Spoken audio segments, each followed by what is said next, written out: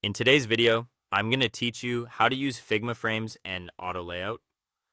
Open your project in Figma so you're looking at the main canvas. Make sure you're in the Design tab and you can see the toolbar at the top.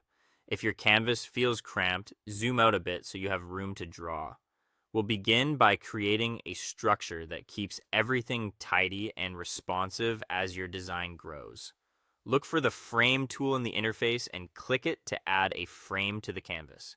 You can draw a custom frame by dragging or pick a preset size like a desktop or mobile screen from the options.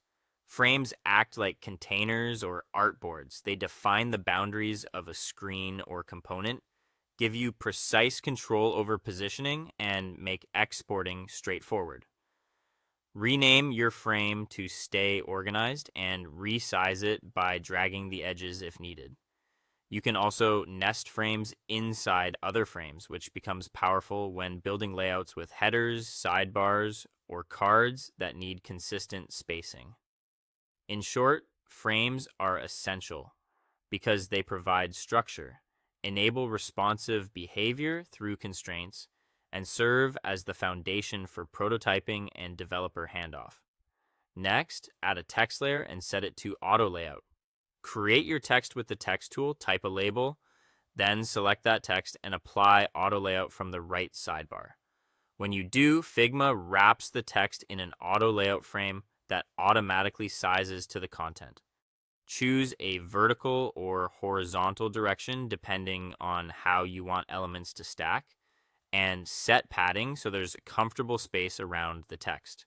Spacing controls help you keep consistent gaps when you add more items later. A text layer with auto layout becomes smart and flexible. As you edit the words, the container grows or shrinks automatically, eliminating manual resizing. You can align content to the left, center, or right and decide whether it hugs the content or uses a fixed width.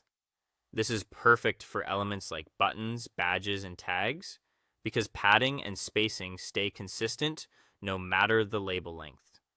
If you need to pair text with an icon or add multiple text layers, auto layout keeps everything aligned and evenly spaced with minimal effort.